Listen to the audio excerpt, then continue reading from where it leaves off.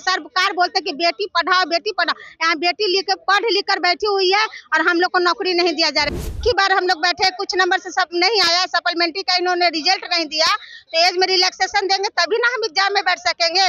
तो TRE 1 में age relaxation दिया गया, 2 में दिया गया, तो 3 में क्यों नहीं दिया जाएगा? सरकार अगर इस तरह की माने हम लोग के साथ नाइंसाफी की है, क्योंकि उन्होंने तो 10 साल से बहाली रोक कर रखे हैं और जिसके कारण एज तो बैठा नहीं रहता है और एज तो समाप्त होना ही है। 2012 में निकली थी, उसके बाद इस समय निकला है, तो 10 साल तो एज हमारा ऐसे ही पीछे चला गया है।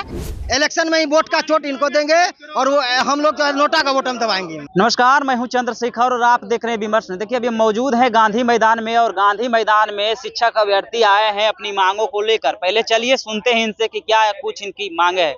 क्या मांग क्या है? मांग मेरा यही है कि एज रिलैक्सेशन दिया जाए। आज हमारे फॉर्म भरने का लास्ट डेट है, एज रिलैक्सेशन दिया जाए, हम भी फॉर्म भरे और हम भी परीक्षा में बैठ सके। क्यों नहीं बैठने दिया जा रहा? नहीं, ये तो सरकार न जाने कि क्यों नहीं। तो TRE 1 में एज रिलैक्सेशन दिया गया, 2 में दिया गया, तो 3 में क्यों नहीं दिया जाएगा? क्यों हमारा एज बचा हुआ रहेगा? एज खत्म हो गया है तो हमारे एज में रिलैक्सेशन दीजिए ताकि हम फॉर्म भरे और परीक्षा में बैठे।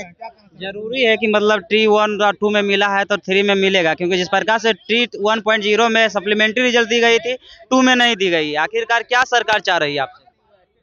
इतने दिनों के बाद टीचर की बहाली निकली है, तो 2012 में निकली थी, उसके बाद इस समय निकला है, तो 10 साल तो एज हमारा ऐसे ही पीछे चला गया है। तो एज चला गया तो एज तो हमारा खत्म हो गया है।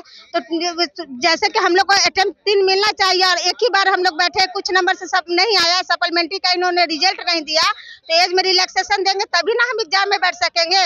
आज हमारा लास्ट डेट है, इसीलिए हम सरकार से आग्रह करते हैं कि एज रिलैक्सेशन दिया ताकि हम लोग को फॉर्म भरा सके। मतलब दोनों तरफ से आप लोग जा रहे हैं? हाँ, दोनों तरफ से जा रहे सर। एक गृहस्थी औरत कैसे किस तरह अपने घर परिवार बच्चे को लेकर और अपने घर का काम करते हुए रात में हम लोग जग कर पढ़ाई करते हैं। हमने 4 साल समय लगाया इसमें। BEd हम लोग रिलेटिव से पैसा लेकर और BEd किया है और मुश्किल से रात में जग कर हम लोग 2-2, 3-3 बजे भोर तक पढ़ाई करते हैं। और आप सरकार जब एज में छूट नहीं देंगे तो हमारा क्या होगा? सरकार हमारे बात, हम अपने गृहस्थी कैसे चला पाएंगे? सरकार बोलते कि बेटी पढ़ाओ बेटी पढ़ाओ, यहाँ बेटी पढ़ लिख कर बैठी हुई है और हम लोग को नौकरी नहीं दिया जा रहा है। इसलिए हमारा आग्रह है कि एज रिलैक्सेशन दिया जाए।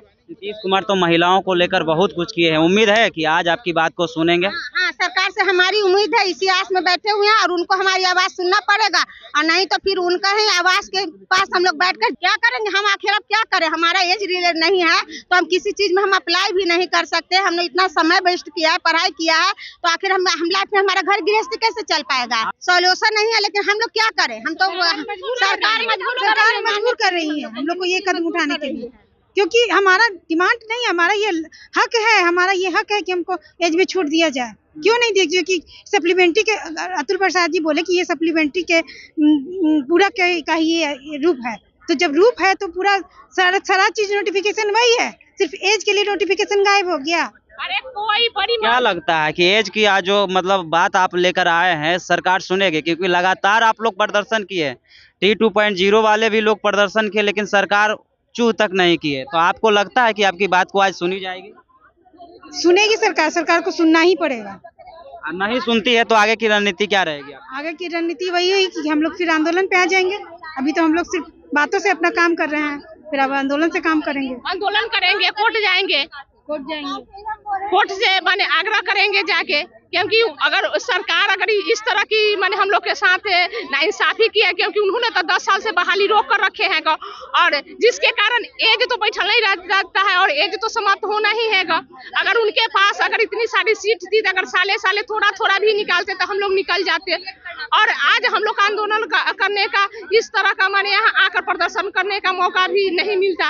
मतलब डिग्री लेने के लिए खूब पढ़ाई की है, जब फॉर्म भरने की बात आई तो उम्र गायब। हाँ, इतना दिन से इन्होंने, अरे 2011 के नियमावली में भी 10 साल का छूट है और 2023 का भी नियमावली में है और 2019 के भी नियमावली में 10 साल एज रिलेशन है। आप देख सकते हैं उस नियमावली को। आगे की रणनीति क्या रहेगी? क्योंकि लगातार सप्लीमेंट्री TRE 2.0 के लोग भी प्रदर्शन किए थे, लेकिन सरकार चूँ तक नहीं की। अब आगे यही होगा, इलेक्शन है आगे में, इलेक्शन में ही वोट का चोट इनको देंगे और वो हम लोग नोटा का वोट हम दबाएंगे। तो आपने सुना, इनका मांग साफ तौर पे है कि हमें जो है सप्लीमेंट्री TRE 2.0 का जो रिजल्ट है वो दिया जाए और साथ ही साथ स्टेट अपेयरिंग का जो मामला है वो भी दिया जाए। और एक रिएक्शन के बारे में इतना दिन में सरकार फॉर्म निकालती है और जब हमारा जो है उम्र खत्म हो जाता है, इसलिए टाइम दिया जाए फॉर्म भरने के लिए, ताकि हम भी फॉर्म भर सके और हम भी एक सफल शिक्षक बन सके। फिलहाल इस वीडियो में इतना ही। आपकी क्या प्रतिक्रिया होगी कमेंट बॉक्स में जरूर दीजिएगा। धन्यवाद।